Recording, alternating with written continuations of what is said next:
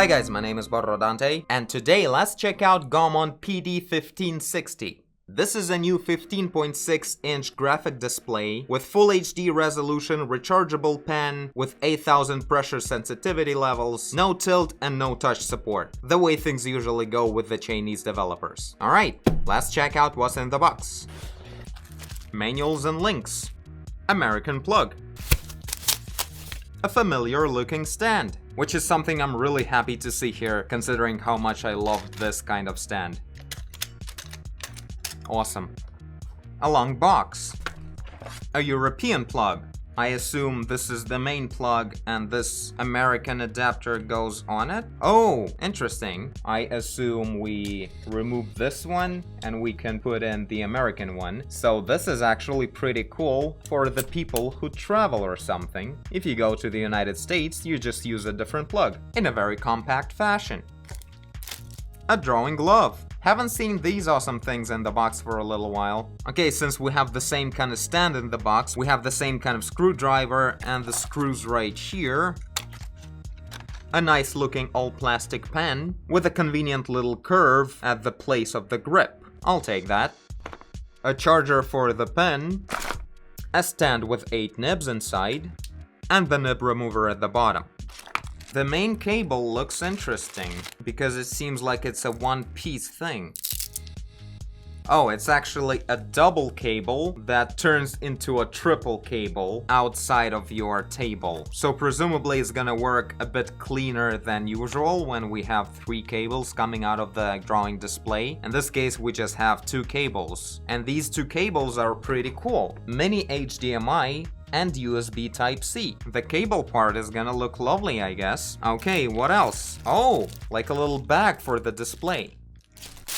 Considering 15.6-inch size qualifies as somewhat of a mobile device that you can take with you to work and back home every day, so yeah, you have this awesome looking bag with the holder for the pen right here. Cool. It feels really nice, the material is really cool.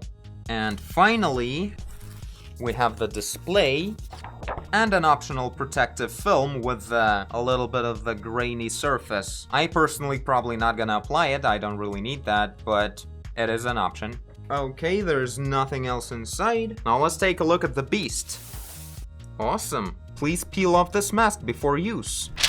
So this is what it looks like. Interesting, it looks like really wide. Like, right now it feels like it's wider than full HD proportions. Probably just an illusion. Probably because this model has actual side buttons. And not just side buttons, but actually a whole 10 of them. With a really nice, graspy, soft indents in them. They work pretty, like, smoothly, softly. Okay, on the side we have a lot of buttons to control the settings of the display. In the back we have 4 holes for the screws in a rectangular shape, so you can attach this thing to an actual universal display stand like I have right here and use it at any angle and height. So yeah, now let's attach the stand.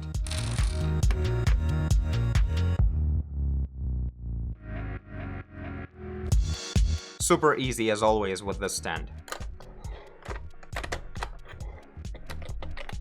It's really light, by the way, like, it feels like it has a lot of empty space inside, even though it's like really slim too. So there we go, this is it with the stand. I gotta mention, this model doesn't have any rubber at the bottom edge of the display itself, so the only rubbery grip on the table is the rubbery legs right here, and the front area is kind of sliding around. But one thing I can tell you right away, that you can put it at the very edge of the table and use it like this. This way it stays in place much better.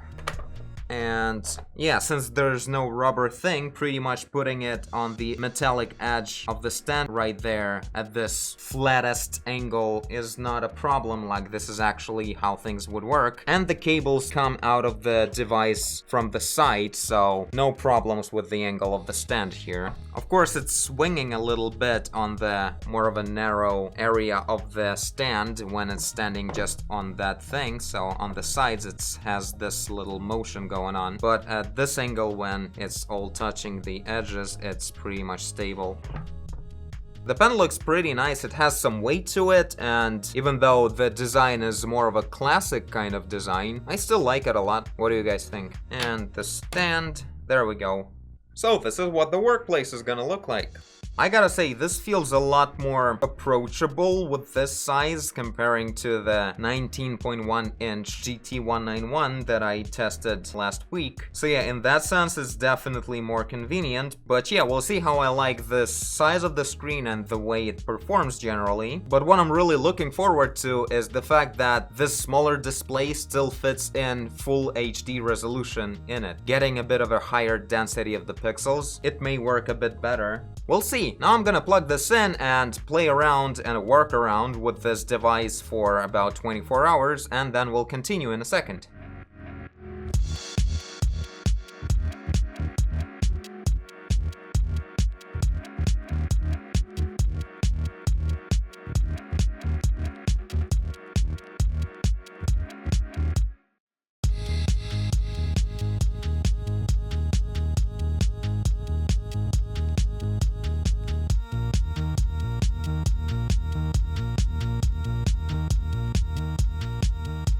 Alright guys, welcome back. It's been 24 hours and I've been playing with this thing this whole time. Really impressed with pretty much everything. So I started with downloading the driver from the official website of Gaomon. We have the page of this model and in here we have driver download. No problems there whatsoever. Interesting thing about the driver is that it's pretty much identical to what we've seen recently on two Huion devices. It has a bit of a different visual interface, but the set of features is identical. If we go into any express key settings, we see the same interface where we can combine all the buttons together, adding a bunch of different keys in the string, and everything works together. I'm really happy that it's actually being used here as well, because this is my favorite version of software that comes with the Asian developers' tablets. This is like the best one I've had so far. Okay, I pressed cancel, but it still saved all the buttons that I added here. So yeah, all express keys have the same interface to set up any kind of combination you want. Same goes for the side buttons on the pen. Work area also works perfectly. You can switch the layout 180 degrees and actually use your tablet upside down. It has a completely symmetrical design, so if you're a lefty, you can literally mirror the whole thing, which is important because this model has express keys on the side. And yeah, on the last page we have import and export configuration, which is the way to use different profiles of hotkeys for different programs. There's no actual profiles for different programs inside of the software, so you have to choose those settings from external files separately. So that's the only downside I have with the software. Aside from that, it's pretty much perfect. Now, talking about using some identical parts in different tablets, aside from the same core of the software that comes with the tablet, the pen itself is also pretty much the same thing as the ones that come with Huion GT191. Now, they do have different unique designs on the surface, and I really like both of them. They have different kind of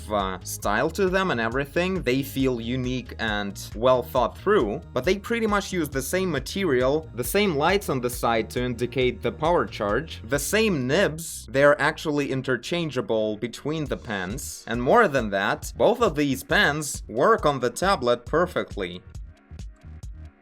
Like, they have the identical digital identity inside of them. I'm talking about like full support with the pressure sensitivity and the resolution, so that's pretty much the same technology. And I'm really happy that we have this because I think development-wise that makes the whole product cheaper, because companies use some kind of common technologies together, the ones that are like proven to work really well. And this pen does work really, really well. Like, I found no flaws with it whatsoever. It works perfectly with the pressure sensitivity and the resolution on the screen. No wobbles at all. I went through the whole screen. It works amazing. So yeah, the whole drawing process is pretty much flawless. If we talk about the performance of the pen on the screen, it's amazing. Now let's talk about the display. I love talking about this display because it's amazing. First of all, no problems when I connected the device to the computer. Immediately, it just worked perfectly. In the NVIDIA settings, it actually easily supports RGB full dynamic range change, and when I set it up, I had like a perfect contrast, and after rebooting the system, it still works. I don't need to fix anything whatsoever, no glitches in any way. It just works in its full capacity. Not crazy bright, this tablet doesn't have like the brightness of a TV. It's a bit brighter than my main monitor over here, but generally like it's not gonna blind you or something like that. It's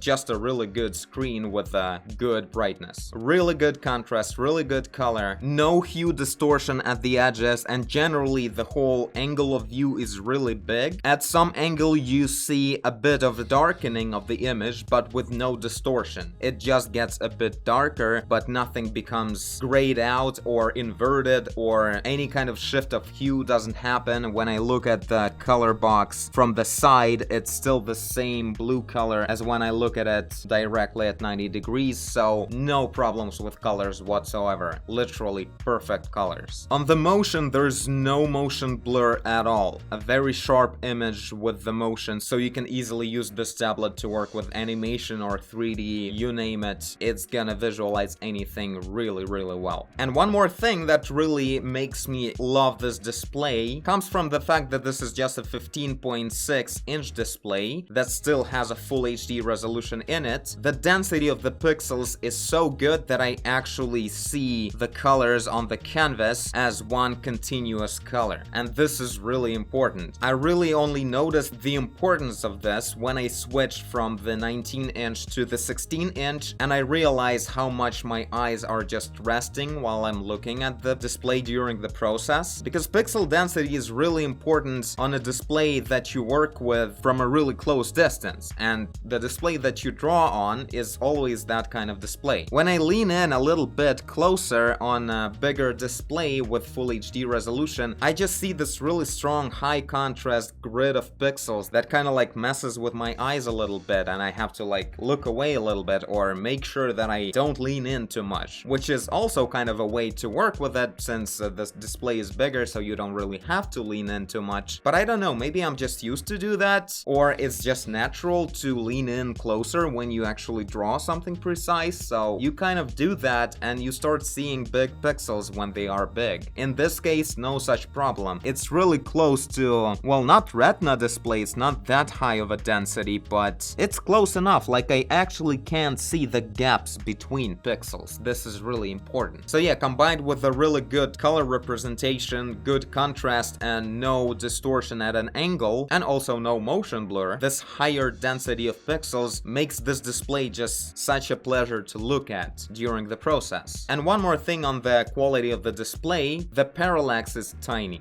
As I said previously, I don't care that much about parallax. It doesn't really affect your performance or anything like that, since you still better have like some distance between your actual pen nib and the cursor in the program to see better what you're actually painting and not cover the process with your own hand. Still, I kinda hate to say it, but when you do have a smaller parallax, it just feels really nice. It's just that pixels, the actual colors, are much closer to you. There's something kind of magical in that. But again, this is not gonna make you draw better or anything like that. It's just really nice. And the last thing on the display to talk about is the interface of the settings. We have these buttons on the side to launch the menu, and I gotta say it's really well done. It has a lot of features. You can even change the saturation of each portion of the hue spectrum. RGB, yellow, cyan, magenta, any portion of the spectrum can be desaturated while all the rest of the colors are saturated. Not sure what for, but this feels like a very professional level of color calibration or something. I didn't need to adjust that one bit, so just know that it's there. One thing I had to adjust is the balance of RGB in the value, like generally slightly adjusting the gamma, just because the colors were kind of slightly cool to my taste. I think it should be a bit warmer, but I can't call it an actual distortion of colors. It's just 99% of consumer displays in the world have kind of a warm tint to them, so you better have at least some of that warm tint in your display as well. And actually, that's one thing that I found confusing in the interface of the settings, because you have to go into color and then into temperature and then into user, and that's where you get RGB settings to change. So RGB is hidden inside of the temperature. I mean, it makes sense because that's literally what I was adjusting, the temperature, but usually temperature is just a one value from cold to warm, whatever.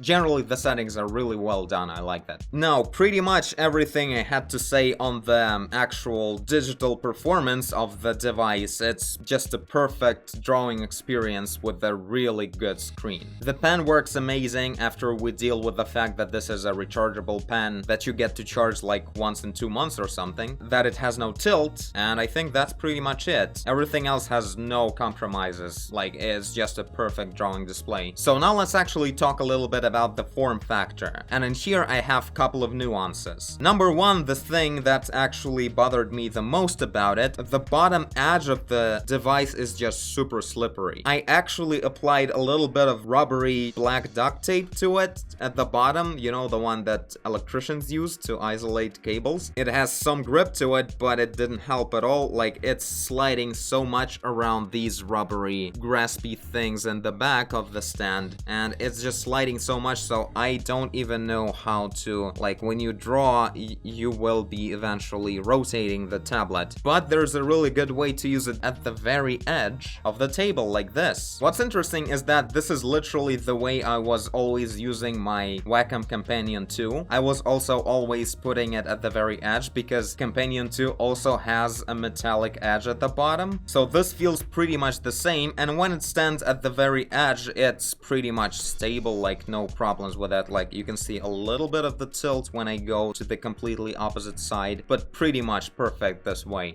So there's that, like, you can't draw on it when it's so slippery on the table, but on the edge it's very much usable. Another thing is the side buttons. They work really well, they respond nicely, they have this soft, nice, kind of like reliable touch to them. But one problem that I had with them is that they're absolutely identical smooth buttons. I was testing this tablet in the evening, sitting with it on my lap, which is something you can easily do with such a light device. I couldn't see these black buttons in like a pretty dim light of the room, and I couldn't even tell if I'm touching the middle two buttons that are supposed to feel kind of different. They don't feel that different either. Like, all of this is so identical to the touch. So as you can see, I applied little bits of that black duct tape again to add a little bit of like distinguishable things to feel them with the finger. This is something many tablets do, including my Companion 2. It has tiny dots, or sometimes tablets have like 2 lines on the side or 1 dot, so you can distinguish different buttons without looking at them. But I mean, inside of these big smooth indents on the buttons, you can add any kind of stickers inside and feel them that way. But it does start to look a little bit DIY-ish, kind of like handmade look. And it's kind of a shame to have that because the tablet looks really cool. It's really stylish, light and nice. It's slim, and generally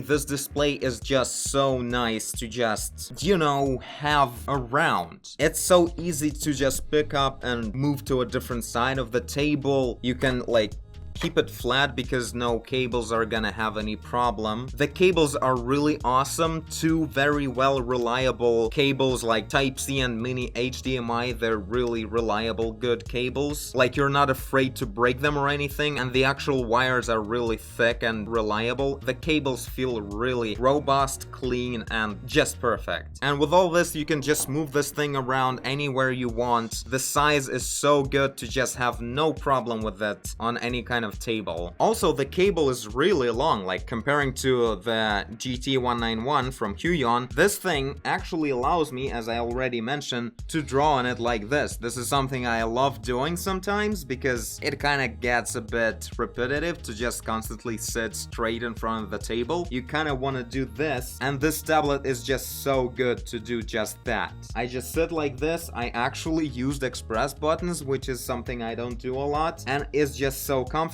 This thing doesn't heat up at all. It's like too cold after a day of work. It has no heat at all. It's super light and slim. It's almost like a giant mobile tablet that you can use around thanks to kind of a longer cables. It's just so comfortable to sit around with it. A really nice form factor in that sense. So yeah, I guess this is it. This is pretty much everything I have to say about this tablet. It pretty much works perfectly, with a little downside of a slippery button. bottom edge. I guess that's the only thing, and a bit of a problem with not being able to feel the difference between the side buttons in the dark. So that's it. On everything else, I would not change a thing about this tablet. It's just perfect. I wouldn't want a higher resolution, I wouldn't want a smaller one, it's just right. It works perfectly in Photoshop, in PaintStorm Studio, no lag from the stroke, no wiggles of any kind, no pixelated steps on the slow straight line test. So yeah, really loving this device. I think I'm actually gonna stick with this one for a little while now, maybe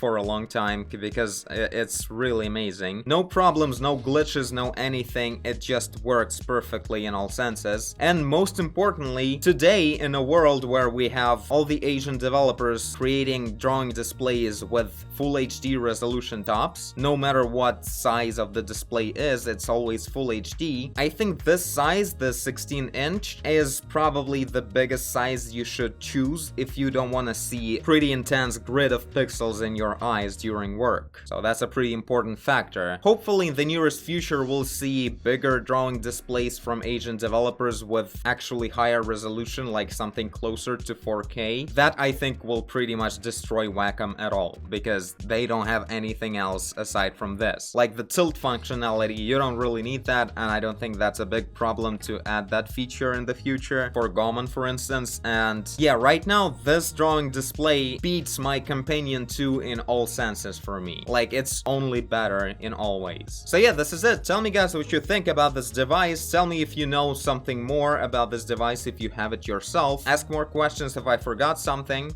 And I thank you for watching. If you did, I guess I did. If you're here, leave a like and subscribe. Tell a friend. Draw on your lap. Do whatever you want. And I will see you in the next one. Bye.